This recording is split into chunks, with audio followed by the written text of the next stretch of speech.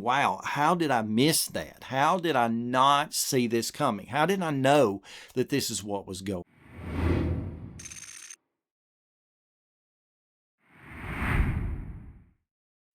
Hey folks, welcome to Transplant Helper again today. My name is Jim Merle, and today we're going to be continuing a discussion we really began over on last week concerning the 7 signs you might be in liver failure. Now, actually, what we're going to be doing today is moving on in that discussion just a bit. I'm going to be adding to that 3 more symptoms or signs you might be in liver failure that you really need to stack on top of the previous 7. So if you hadn't already seen that program, I want to encourage you. I'm going to be linking that particular program up here in the corners as well as in the description below. You need to go ahead and check that out whenever you get a chance. Now, if you saw that program already, and if not, I'll recap just a little bit. I have recently been diagnosed with cirrhosis of the liver as a result, so they say, of the medications I've been on post-transplant. One of the things I've been reeling in my mind over the last week and a half or so since I was told I had cirrhosis of the liver is me basically looking at the signs and symptoms, even like the ones I discussed last week and like the ones I'm going to mention today,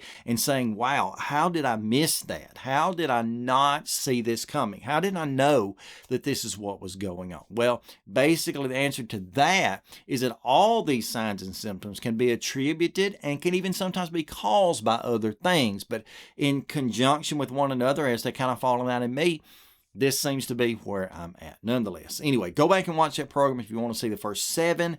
We're going to be adding 3 additional signs to this today. Symptom and sign number 1 that adds to the 7 is number 1, you may be experiencing acid reflux / heartburn. Now, as a disclaimer, everybody in my family, my daddy, my brother, my sister, my cousins, aunts, uncles, brothers, cats, dogs, all have suffered their entire lives, or most of their lives at least, with some form of an acid reflux, except for me. I have the iron throat, the iron esophagus, the iron belly, whatever. I can eat, I can down anything I want to, and it has never, ever been a problem until just a few weeks ago, right around the time this was diagnosed, I started experiencing extreme acid reflux right in here, heartburn type symptoms.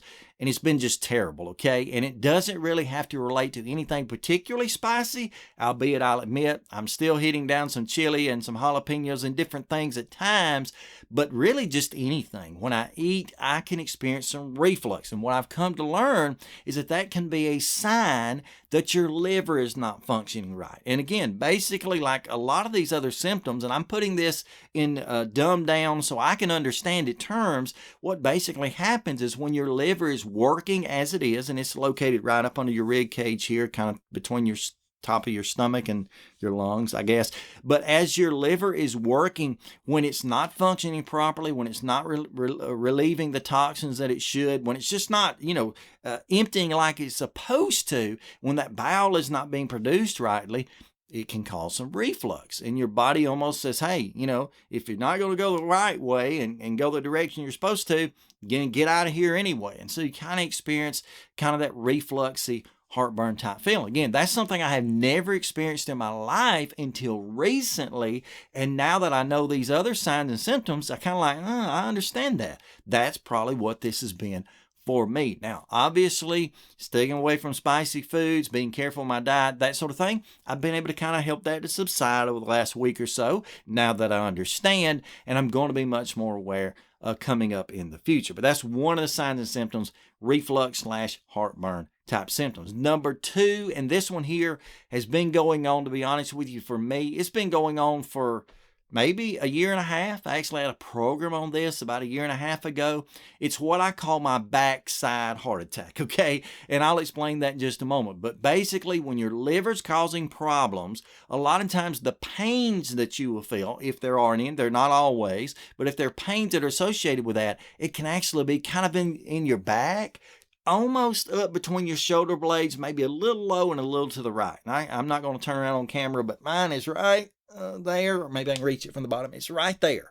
it hurts. And it doesn't always hurt. It's just I have what I call my backside heart attack, which is basically where I feel like I'm having a heart attack, except for the fact that it's more on the right side and it's on the back side, not front left or not front middle like a typical heart attack symptom might be for someone, or for at least many.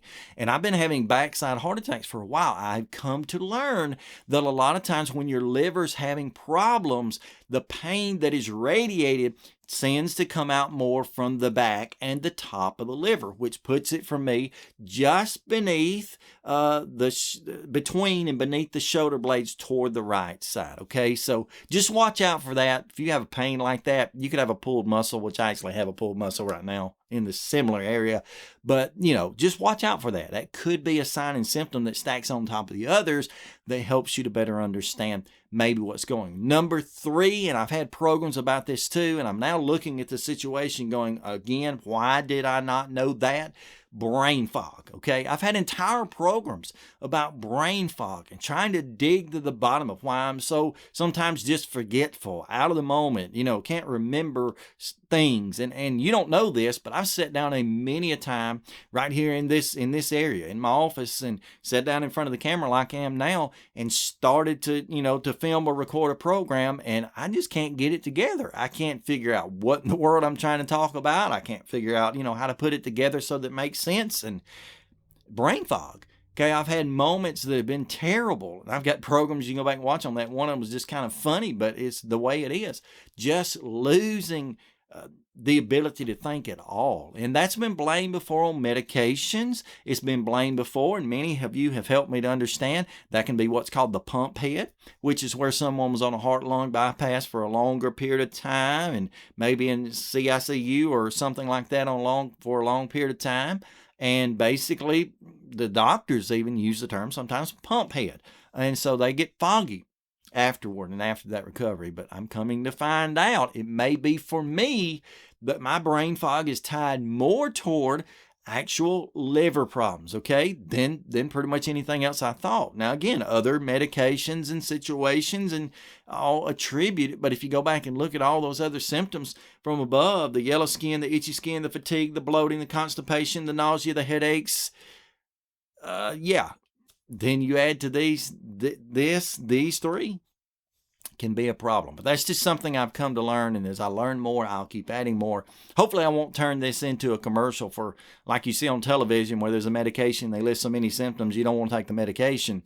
But I do want you to be aware, okay? I've been caught off guard by this. I'm not afraid. I'm going to make it through this. Please, thank you for all you who have prayed, been concerned, but I'm going to make it through this, hands down, no problem. I'm going to live. But I'm glad that I have come to realize now what's going on with me. Okay, so I hope that helps you out in some way. I hope that if you're someone who has suffered with difficulty with your liver before, maybe you're a liver transplant patient or just a liver patient in waiting, whatever, I hope you'll be willing to comment below this video and help us out. Okay, list the difficulties you have, the signs and symptoms type thing. And again, we're going to be planning, and I'm planning a program here probably in the next week or so. I really want to get my ducks in a row for it, but things that we can do to help protect our livers as far as diet, exercise, that sort of thing, that hopefully can help me to improve my liver function as well as yours. Because another one of the questions I've gotten is, can this be fixed? Can it be repaired? Not necessarily, but I can get the rest of my liver functioning to its full potential and probably just go right on like nothing happened. At least that's the way I can't do it. Well, I got my fingers crossed and what I'm hoping to do in the future. But I really, really look forward to your feedback beneath the video. If you've got any experience with your liver, some difficulty from it, and how you were able to fix that. Again, I remind you the drawing is coming up on December the 20th. If you've not already entered that, go back and watch the video and find out what to do to enter that. Again, I'll be drawing for 3 more VOG masks. We've given away 6 already, 3 more VOG masks, and the $25 gift card. I look forward to seeing you then. But until next time, please stay stronger, friends.